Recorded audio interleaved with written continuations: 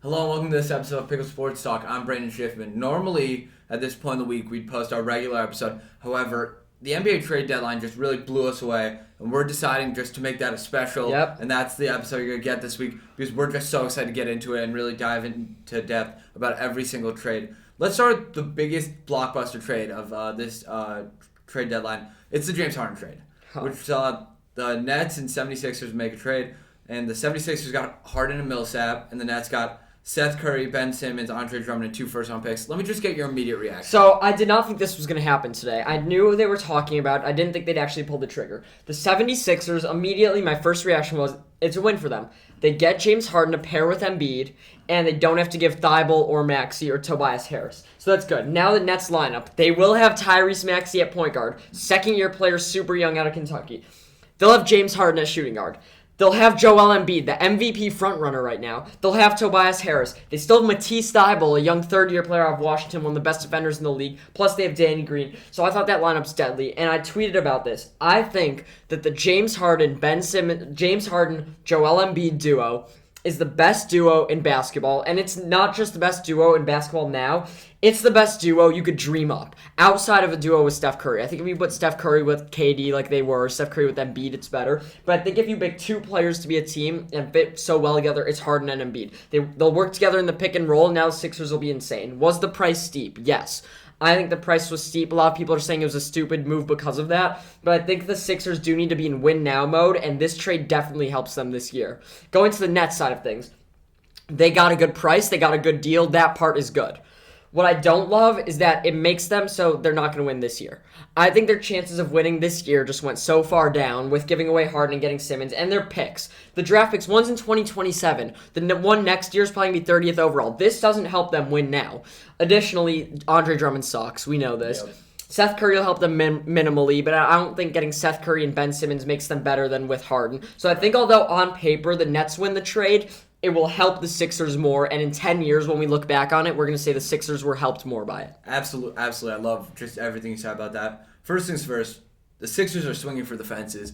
They got done with this new process thing, and they're pushing the process now. They're just pushing it a little bit farther. Now they're competing for that title. They're making it very clear they have title aspirations. I think it's very realistic now. On the Nets side, I think Simmons is a good player. I don't think the fit's there, though. I agree. Don't.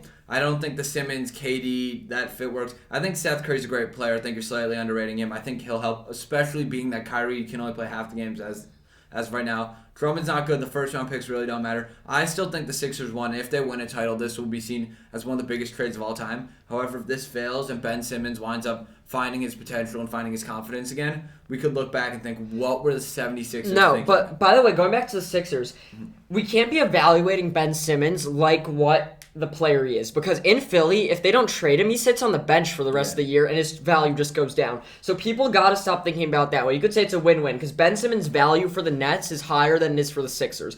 If you're the Sixers, Ben Simmons is not on the team. You're getting rid of him. The 2 first-round picks are far away. They won't be great. Yes, first-round picks matter so much in the NBA, but strictly this season, you're trading away a fringe starter in Seth Curry and your backup center. I don't think Curry's a fringe starter, though. I think, honestly, Seth Curry's he's their 4th leading scorer. He's been averaging like 16 points per game on the year. I think he'll help a ton for them when Kyrie's out. But what I'm saying is, from the Sixers standpoint, the only people in their rotation they're losing is a backup center and their starting point guard who's not really, you can't say he's a top 3 player on the team right now. Might not even say he's top 4. For James Harden, generational talent, 2-time MVP winner. He hasn't been playing well. I think it's because the fit wasn't there in Brooklyn. He's had to be a passer. James Harden in Philly and Joel Embiid, they could combine for averaging 60 points a game. I know that's steep, but I genuinely think they could both score so well. And just imagining that pick and roll is the deadliest thing in basketball because Embiid with the pick, he can pop out because he could shoot the 3-ball or he could roll towards the hoop. Harden, he could take it towards the hoop. He could get to the line. That's going to be the most insane scoring duo. And the fact that they kept Tobias Harris with that, you said this to me earlier. Tobias Harris might be the third best player on the team in the league. 100%. And they kept Maxey, and they kept Thibault, and they kept Danny Green. Insane. Honestly, that Harden, Embiid, guard center comparison reminds me a little bit of Shaq and Kobe in the sense that these are two guys offensively that can score at will and are just like generational offensive talents. And the potential is so high because, like you said, Maxey's a 16-point per game guy. Harris could be averaging 20 points per game, and he's one of the most efficient scorers in the league. this team is going to be so fun to watch, and I think Doc Rivers could be seeing a title very soon. And I'd love to see them extend Harden. Because Yes, I don't think it's absolutely. a one-year thing. I mean, Tyrese Maxey's averaging, 17 points a game, and he's second year in the NBA.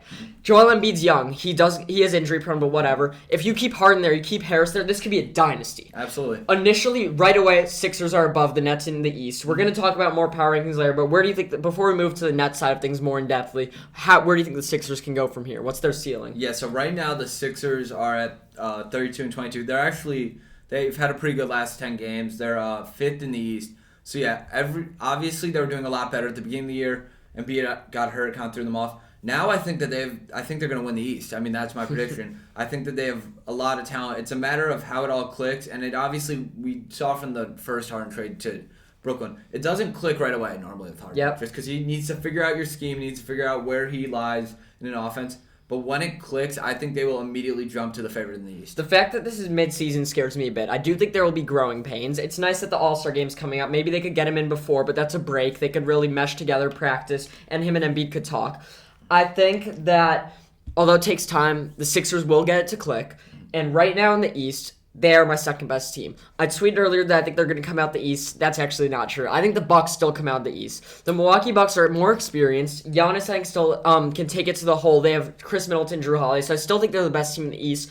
But They the match up Sixers well. are right behind them, and the Heat are right behind them. After those three, I see a drop-off. I still think Brooklyn's 4, just because Kevin Durant is insane. Kyrie Irving is insane when he plays, and the vaccine mandate might be lifted.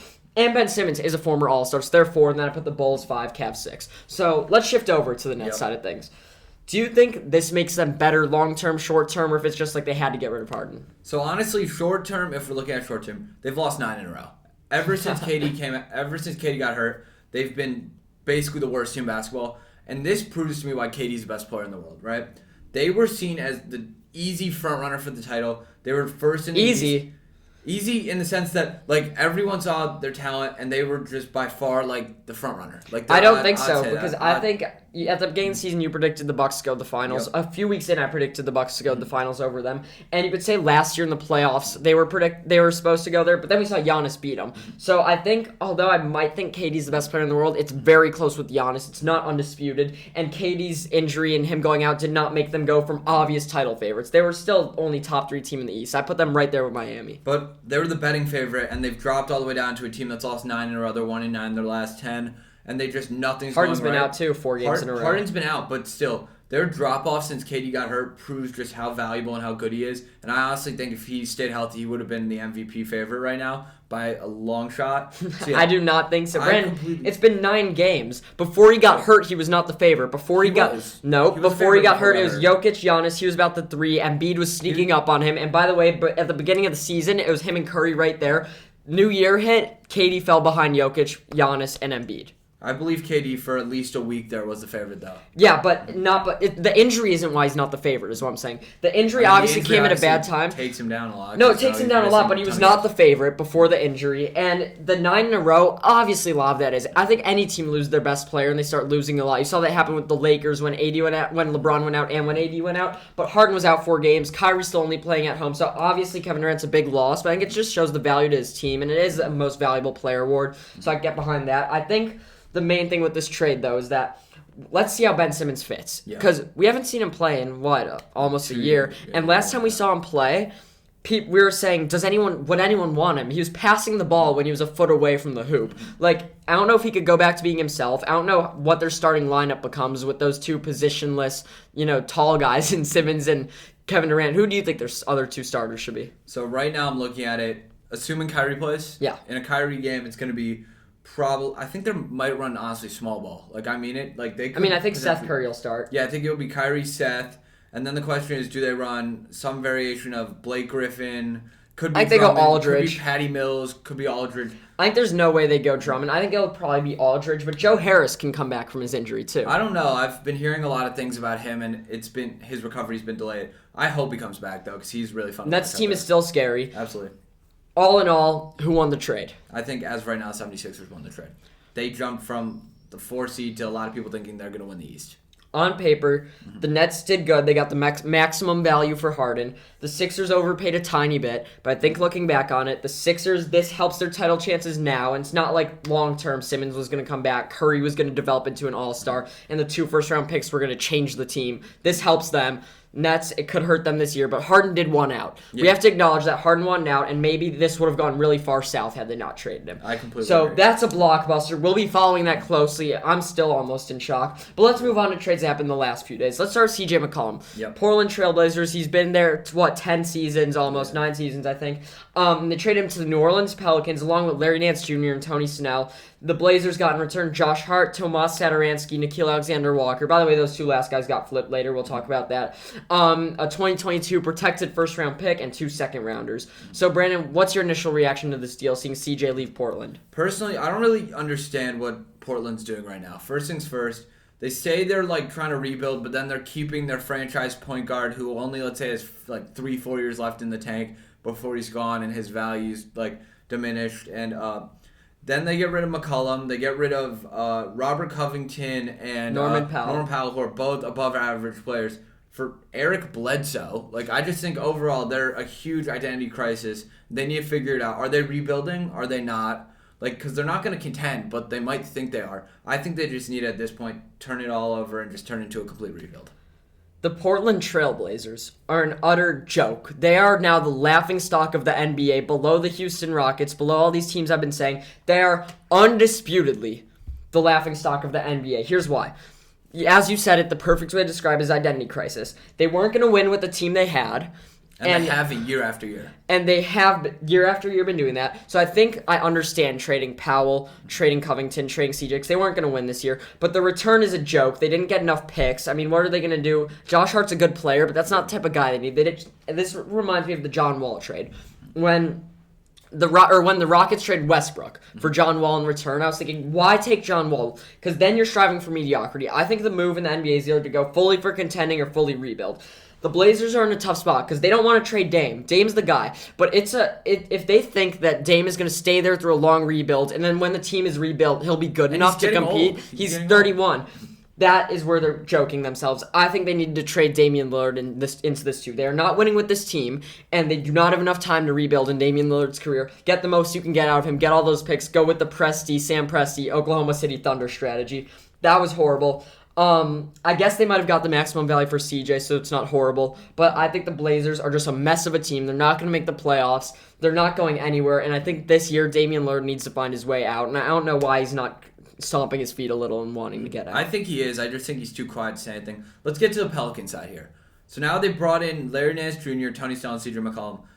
They obviously have a mess going on with Zion, but they do have some young talent. They're a good team. Brandon Ingram, Zion Williamson. So I think Brandon Ingram's still good. Yeah. I really think he's their best player. He's averaging 23 a game. He's super young, kinda. Yeah. But I still think of him as young. The CJ McCollum now is going to go in with that team. Jonas Valanciunas, I'd said a month ago, I think he should have been the all-star starter. Yep. He's shooting the 3 ball unlike any other center. He's averaging 18 points.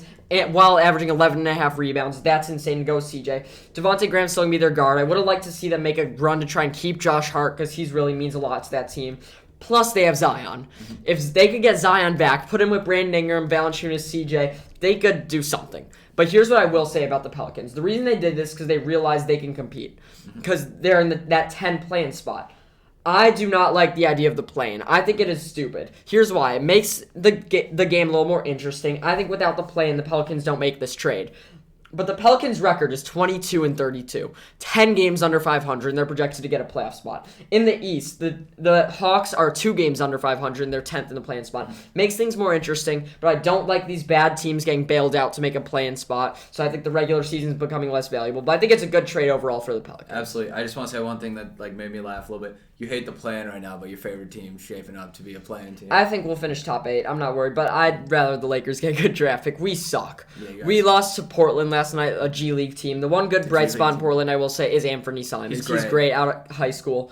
IMG Academy. He's a really good player. Let's get to the second part of this trade. So this kind of happened back-to-back. So Nickeil Alexander-Walker and Juancho Gomez were then flipped by the Blazers to get Joe Ingles, Elijah Hughes, and a future second round pick. Why? I really just don't get why the Blazers did this. when Joe Ingles has the thought in Utah, by the way, I just want to say this real quick. Joe Ingles is on an expiring contract. He's out for the year. He told them, you guys can trade me, get better. He traded their salary. And now he's going to re-sign in the offseason with them. He basically verbally committed to that. So they got a year of Joe Ingles' contract, Elijah Hughes, who's a good young player, but not worth this trade by any means, and a future second-round pick, which who knows what they're going to do. And Utah only got better. Highway robbery for Utah. I mean that. So, some people are saying it's not great for Utah. Here's what I'm wondering. From the Blazers' perspective, Nickeil Alexander Walker, in his second season, is not progressing like people thought he would. We thought he'd be much better, but he's still playing well, and he's a young guy, and you're looking for young guys. I don't know why you wouldn't keep that. Here's what I don't get. What did they gain? Yeah. Like, Elijah Hughes and a second-round pick, what is that to them? Nothing. Is that more valuable than Nickeil Alexander Walker? I mean, I understand the contract means nothing. Utah, it's fine. It's pretty irrelevant. They traded a contract for a young player.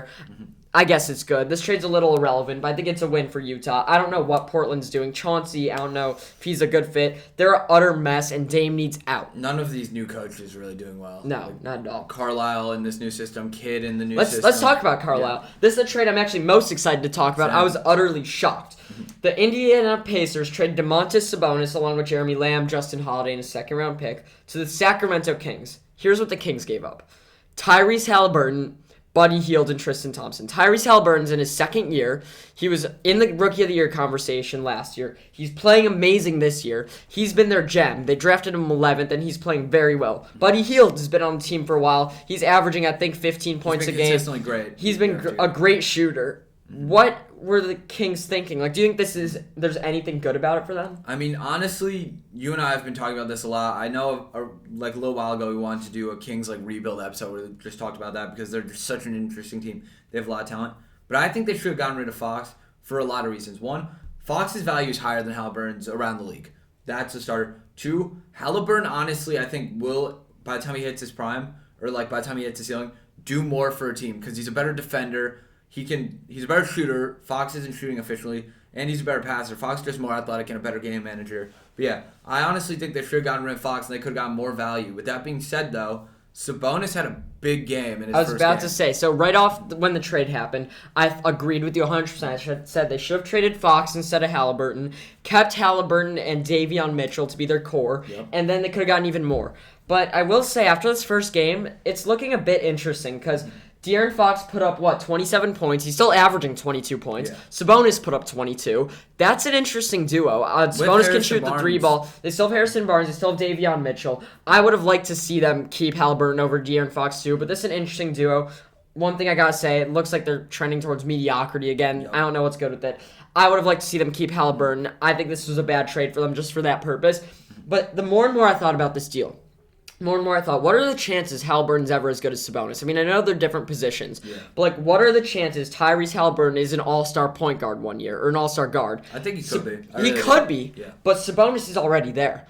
Buddy Hield, yes, he's an important shooter. He's not getting any better. He's hit his ceiling. He's important. But maybe it was somewhat good because Sabonis has hit his peak. We've seen his peak, and I think Sabonis' peak is higher than Halliburton will ever be. I don't understand the move because they're not competing now, but I do think the more and more I think about it, the more and more I'm thinking Sabonis might actually have more value than Halliburton. Mm-hmm. Potentially. I think this opens up a weird can of worms for the Pacers, though, because now they have... I think this is great for them, by the way. Yeah, but I think it's they're in a weird place now because they're very much below average and underperforming. I think I predicted them to be an 8 seed or maybe a 9 seed. Yeah. And they're 19-37 now. And they have a ton of talent. Let's be real. They're definitely in a rebuild. Yeah. They have Miles Turner, Tyrese Halliburton, Buddy Hield, Malcolm Brogdon, and T.J. Warren. All are starting caliber players. I'm shocked they didn't trade T.J. Warren either. All are starting caliber players. So where do they go from here? So I think this year's a wash. I think this year's get the team together. Next year though, their future is in Tyrese Halliburton and Chris Duarte. That's their backcourt. Duarte has shown great stuff this year. He's only averaging 13.5, but he's a rookie out of Oregon. Yep. They're expecting big things out of him.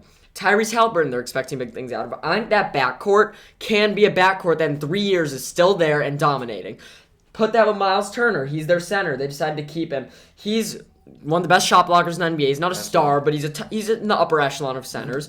They could keep Buddy Hield. It's you're really a few guys away at this point. They have their core, and they're building up from here. Away. They're one star. Exactly. They're building up from here. I think they're a Zion away. Potentially. I think they're an interesting team to watch out for, though, for sure. And they still have Brogdon. Yeah, averaging 18.5, so I think they're in a good position. Let's go to the next trade. This one was one of the first ones kind of kick things off. Yep. Karis LeVert, the Pacers traded him away to the Cleveland Cavaliers along with the second-round pick. They got Ricky Rubio, who's out for the year. Yep. But the big thing is they got a first-round pick and 2 second-round picks. Do you think this helps the Pacers or no? It's just them moving towards moving further into the rebuild. I think I completely agree with what you said. I think that they are definitely an interesting team to watch. I think the team that got most better was Cavs. They've been very good, and they have a ton of young talent. I mean, they've Colin Sexton, who I think is for the year, Darius Garland, who's an all-star, now Karis LeVert, Larry Markkinen, Evan Mobley. They're a team of the future. I think they'll be fun to watch for years to come, and I think that this trade was huge for them. But yeah, back to the Pacers. I think they're just pushing forward in their rebuild. Pacers are rebuilding. Karis LeVert, if this season's a wash, I think he has 1 more year on his contract after that. Get the money off. Yep. The Cleveland Cavaliers are a top team in these going forward. This year they could compete. They could honestly threat a team in the first round. Going forward, Darius Garland and Colin Sexton is a good backcourt. Yep. Karis LeVert is a sturdy forward. And then their front court, Evan Mobley, who I think is the best pick in the draft last year. Hot take. He's great. Best pick in the draft last year. And Jared Allen, who's an all-star. Mm-hmm. Right? Did he make it as a replacement? He's fringe. I don't think he made it as a replacement, but he should have been. We both think he should have been. That's a top front court in the league. That's a sturdy backcourt. Put it with Karis LeVert. Plus, they still have Kevin Love. They still have Lowry Markkinen. They still have Isaac Okoro's developing. Isaac Okoro, who was my favorite pick out of last year. I loved him out of Auburn. They are in a great position to compete for years to come. I'm not saying that it's really interesting to me. Teams like them, the Pacers, all these teams developing young backcourts that aren't quite there yet, how they're going to compete in 3 years. Because it's not like Giannis is going anywhere. It's not like Embiid's going anywhere. So I'm interested to see who becomes a star, but I think Evan Mobley can become one of those all-stars in the league. Jared Allen can stick like that, and the Cavaliers have a great thing built. I love what they're doing. They're probably, I think, had the best deadline. Yeah, they're going to be super fun to watch for years to come. Just building up into a potential, I don't want to say dynasty quite yet, but if all goes perfectly well, this could be a team we look at in years to come and think, they really rebuilt well through the draft and then traded assets. Here's one thing I want to mention. Mm-hmm. All these teams are doing great building young assets, but as things stand today, before we get into kind of the smaller trades, there's only a few select group of teams who I think can win a title. Yep. I'm scared to say this because I'm scared a team that's not in it will win. Then everyone will look back at this. But here's who it is. The Milwaukee Bucks can win a title. The Sixers can win a title. In the West, the Suns can win a title, and the Warriors. That's the top 4. I think you have to give the Nets a chance because they have KD. I have to give the Heat a chance. And I'd put the Bulls in that conversation, I would not at all. I completely would. They can't win a title. I think we could. We haven't seen the team fully healthy yet, and for the few weeks we did, they were the one team in the East. You're not beating Milwaukee. We could. You're not beating the Heat. You haven't seen the team fully healthy. I'm telling you. I can't wait for the Bulls around playoff time. They're a good team. Keep trust. They're a good team. They're a really good team. They're not title contenders. Let's move to the smaller trades. Today, last minute, we saw the Mavs trade Kristaps Porzingis to the Wizards for Davis Bertans and Spencer Dinwiddie. Mm-hmm. So yeah, basically the Wizards, another identity crisis. They also traded Montrezl Harrell, by the way, to Charlotte. So what do you think of their day? So overall, I think that they made some interesting moves. I think getting rid of Montrezl Harrell and Bertans and Dinwiddie just kind of to get back Porzingis, Vernon Carey, and Ish Smith. They definitely lost, I think, in that overall. I mean, Porzingis is a good player, but I just don't understand where they're going. They're another team that's just going to be below average slightly. I want to mention Bradley Beal's out for the year. Yeah. So they marked this year as a wash. I think this trade was good, though. Dinwiddie was not fitting. He was not a fit there. Porzingis is an upgrade from Bertans, 7-foot European dudes who could shoot. That's an upgrade. I like it from the Wizards. Harrell's a big locker room guy, but they're not winning this year. Once, as you said, though, identity crisis stuck in no man's land. Mm-hmm. Dennis Schroeder. Let's move on. Celtics trade Schroeder to the Rockets. They got Tice back. I feel like they've traded him away twice and gotten him back each time. Yep. Any quick thoughts? I just think that Schroeder will probably help the Rockets win 1 to 2 more games. Tice helped the Celtics address their big man problems that they've been having since 2014. I think this is a relevant deal, honestly, to me. The Celtics, it was good for them because they don't need a guard in Schroeder. I'll explain why in a second. So it's good they got a center. Daniel Tice familiar with their system. I like it for them. Rockets, though, I guess Schroeder, maybe he could help them out this year. He's talented. But let's talk about the other Celtics deal. They traded Josh Richardson, along with my boy Romeo Langford from Indiana, to the Spurs for Derek White. So they traded their 2 backup point guards who were competing for playing time for 1. They also got a future first-round pick. What do you think about their day, kind of even though it was smaller? Celtics. I think overall, it helps. I don't think they're competing for a title this year, which is upsetting because of how talented they really are and can be. But yeah, I think Derek White and Marcus Smart are a pretty good backcourt, and Jaylen Brown at the 3, Tatum at the 4, and then whoever, I think Robert Williams to play the 5, they should be playing a lot better than they are. The Boston Celtics, I give them a chance to get out the first round. I said that before the season. They not really the first disappointed me, but now they've won 6 in a row. They're up to the 7 seed, and they're looking really good. I love these trades because you don't need 2 of those backup point guards. You don't need Richardson, Schroeder. They were competing so hard for playing time just to not get much of it. So they upgraded for 2 for 1, got Derek White. Plus they got a future pick, could be trade value. I think it was great for them overall. Spurs, I don't know. I guess a small downgrade. They gave a first too. I don't love it for the Spurs. Another point guard, 1 for 1. Raptors trade Goran Dragic for Thaddeus Young. I think they also might have given a first. I don't know. Yeah. Something happened there. But why do you think Dragic ended up in San Antonio instead of somewhere like Dallas where they could have used him? Well, I honestly think that it was a situation for the Raptors where they pulled value out thin air because Dragic wasn't even playing this year. So they basically just got value for nothing. So I'm happy for them for getting Thad Young, but I think that honestly he could help them. But yeah, Goran Dragic, I don't really understand how that trade worked out. I don't think either team addressed a problem. I don't get the Spurs whole day. Derek White's averaging 14 points. He's still somewhat young. He's their 3rd best player. And instead of keeping him, they got Josh Richardson and Goran Dragic, 2 guards. And they already have DeJounte Murray. They already have Keldon Johnson. I know he's a forward. And they have Devin Vassell still developing. He's only 2nd year. I don't know I think they still have Joshua Primo.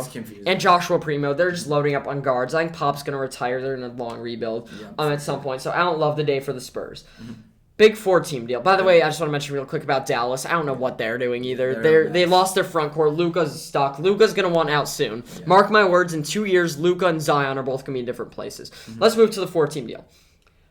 So this is confusing. The Kings basically they received Dante DiVincenzo from the Bucks, Josh Jackson, Trey Lyles. The Bucks got Serge Ibaka and 2 picks. The Pistons got Marvin Bagley, young player still. Do you think he has potential? I think so. I think that the Kings have just been really bad for him, and I think he was the best player in college basketball in his year at Duke, and he just took the nation by storm. I think he has potential to really develop into not necessarily an upper echelon center, but definitely a top 20 center in the NBA. I think a center like him, there's not much room for those guys anymore. They're kind of dinosaurs. You don't need those massive dudes who could play it in the paint. You need more shooters. Clippers are also involved. Mm-hmm. Do you have any other takeaways on this deal? Be honest. I think Serge Ibaka definitely helps the Bucks. I think that he's just a good backup big to have, or maybe even starting big. I'm blanking. I just think this is kind of a Bobby Portis. I just kind of think that this day, I don't think it was great for the Bucks. DiVincenzo brings energy off the bench. Serge Ibaka's kind of old, and they did get 2 future second-round picks. So that's and cash, but that doesn't really.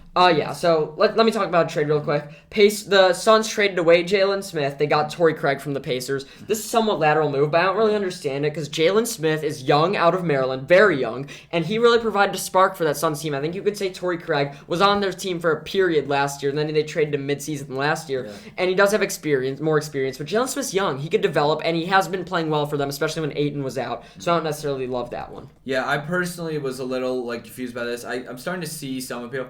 But they took Jalen Smith, I want to say, 10th overall. Yeah. Very early on. A lot of people criticized the pick. And it just hasn't really worked out. But I think it's too early to give up on a young, power forward center player like that. They normally take time to develop. But yeah, I don't really get it. But Torrey Smith, they think will bring value off the bench. Definitely. One last thing, Bol was traded to the Magic. Anyway, let's get into some quick things about the teams that didn't make moves. I want to start with the Lakers. Let me do a rant. Go ahead. They suck. Period. Suck. Season's over. They lost the Blazers last night without Westbrook, which was a positive. The Blazers didn't have Dame. They didn't have anyone. Embarrassing. Yep. Maybe the All-Star break they can recuperate. I said last night, there's hopeless. Nothing they could do. This team is not built to win. LeBron's good. AD's still good. I trust that duo. But outside of them, nothing works. Westbrook is not working. They need to bring him off the bench. Malik Monk's good. Carmelo Anthony's good. Nothing else is good. There's no hope left. I think LeBron and AD, if they both turn on, we've seen this year LeBron play like the best player in basketball. He can do that. AD can turn it on. Even with that, they don't do much. They'll win the playing game. I'll guarantee you that they'll have a first-round series. They won't do anything. I expect them to be bounced just like last year, and I think this might be it. I honestly don't. I don't even know what to think about the Lakers anymore. Everyone's hyping up, oh, they're going to save it during the trade deadline. Oh, don't put it past Le GM. I love when people say Le GM. But yeah, they really just didn't do anything, especially after everything's gone on. They benched Westbrook after giving up their entire bench for him. I just don't know. Horrible trade. I hope the Lakers figure something out, but I don't see them as a top-tier contender. What I will say, I wanted to see them trade Westbrook for John Wall. I was going to talk a month ago about how I really don't like John Wall. He's been out of the game for so long. He's got injured time and time again, and they released a video of him balling in the rec center against non-NBA players, against maybe D3 guys, maybe guys who barely made it into college, and they're showing him, finessing on these guys. I don't know why. Like, that's not impressive to me. He's a former All-Star. However, he fits better at the Lakers. He could shoot. He has speed.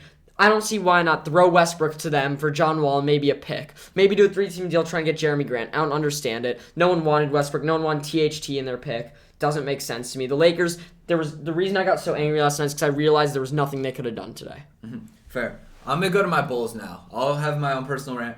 A lot of people thought that the Bulls should have made a move, whether it was to move Kobe White, just to try to figure out everything with the injury struggles.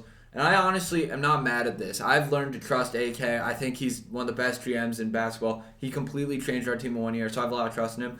With that being said, though, I am nervous that we will not see this team fully in action and fully healthy all year. With that being said, Patrick Williams is going to be out till probably the end of March. He'll be back, though. Artur said he'll be back this year. He'll be back. Yeah, he'll be back this year. Caruso, 6 to 8 weeks. Lonzo, 6 to 8 weeks. It's just there's so many moving pieces in the air that I'm really, on edge right now just because I thought we'd make a move. But you know what? In AK we trust. I'm committing. I'll make a Bulls plus move. Here, I don't think they should trade Kobe White. How about that? I think he's better than Io. I don't like all these people saying Io should steal all Kobe's minutes. I get Kobe's underperforming and he's probably a worse defender, shows less hustle, but he's more experienced. He's a better shooter. We've seen Io struggle late in games every once in a while. I think we saw a couple weeks ago. I think Kobe White is more important than Io to that team.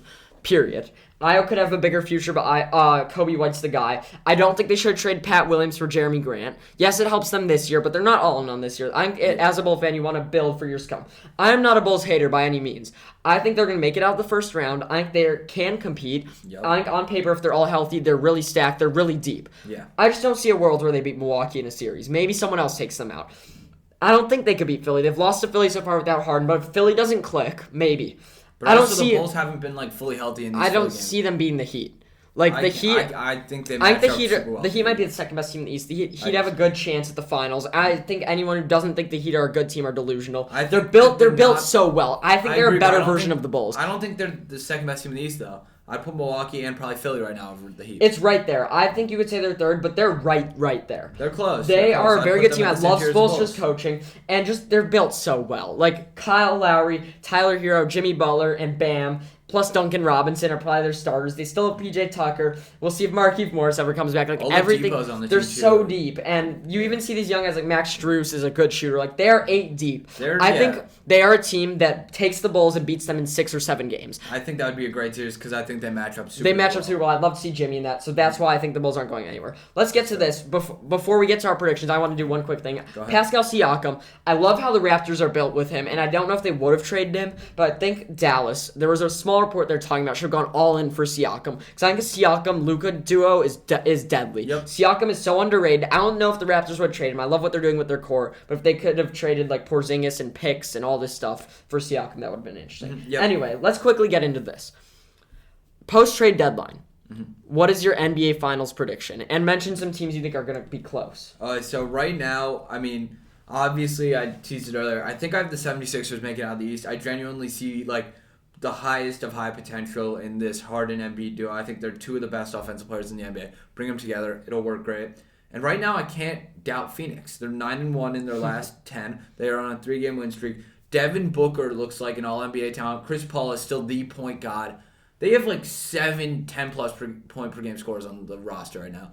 I think that all is going to go well. And right now, my finals matchup, Sixers Suns. Mind you, that is very recent. In a couple weeks, I could be like, what was I thinking? But in this exact moment right now, it's Sixers Suns. I think I have the Suns winning, though. I think they're on a revenge year. They only have 10 losses, and we're more than halfway through the season. Mm-hmm. So let me start in the East. The East is very complicated for me. I think in today's episode alone, I've said 7 different teams that I said we're going to make it out of the first round. Yep. Hate to say it, only 4 can. I don't know how the matchups are going to lie. I can't predict that. But as I said, the 3 best teams are the Sixers, the Bucks, and the Heat. I won't trust the Sixers in their first year. Heat versus Bucks, I got to go with the experience behind the Bucks. I think the Heat have a real shot, but I'm going to go with the Bucks to make the finals. In the West, I've gotten into multiple arguments at school the past few days for saying, as things stand right now, there's no doubt in my mind the Phoenix Suns are better than the Golden State Warriors. Yes. I think the Warriors are playing really well. They were on, a 9-game win streak before they lost last night. But I don't think they can beat the Suns unless Curry's playing at his top level. And we haven't seen that since November. Last week I was hating on Klay Thompson. I was wrong. Klay's good. He can really return back to his old self almost. I don't think he's going to be an all-star again, except for because of the fan voting, at the level of all-star. But he's good. And Andrew Wiggins is fine. I don't think they're better than the Phoenix Suns. They're built so well. Ayton, Paul, Booker, and even what's the fourth guy? Bridges. Mccollum Bridges. So good. They're so good. The Suns, as things stand, are better than the Warriors. The Warriors can beat them. If Curry's playing at his top level, they might be unbeatable. But right now, I think the Suns are out of the West. There's no doubt in my mind. Grizzlies can come close. Who knows? Maybe Denver. So Utah too. Utah too. Suns, Bucks, rematch of last year. Didn't think I'd be here. Who's taking it?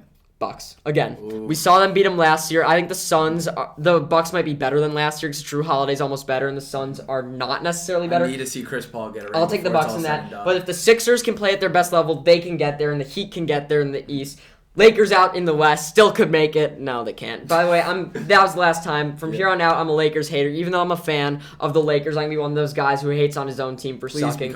That's where we are. The Bulls suck. They're not making it out of the second round. There's no shot. Under 500 is talking as if about my team being bad. I mean, there's no shot you guys beat Milwaukee, Miami, or Philly in the playoffs. And by the way, I don't think we can hate on Brooklyn yet because if you say Kevin Durant's best player in the league, he can lead them. You can't count them out. By any means. I'm not counting them out. He put up like. What were his stats in that Milwaukee series? He's averaging insane. 40 yeah, he was this far from being in the finals. If his foot wasn't on the line, you think they would have won. So I don't know how you could be not even mentioning Brooklyn in your thing. I just think Giannis is better than KD. So that's why I'm taking the Bucks over them. That's fair. I just said right now I think the 76ers are the clear-cut best team of these just because I have such high hopes for that duo. Well, we'll see if they can put together. James Harden struggled of late. We'll see. On paper, it's the best duo in basketball. Absolutely. Thank you all for listening in. We'll get back to football, some storylines next week, including the Super Bowl. We also have some great college basketball we want to mention, but we had to stick with the trade deadline today. Me and Brent are basketball aficionados. We love talking about certain trades and moving parts and making predictions. Yeah, so thank you so much for watching, and make sure to check out all of our videos and clips. Thanks.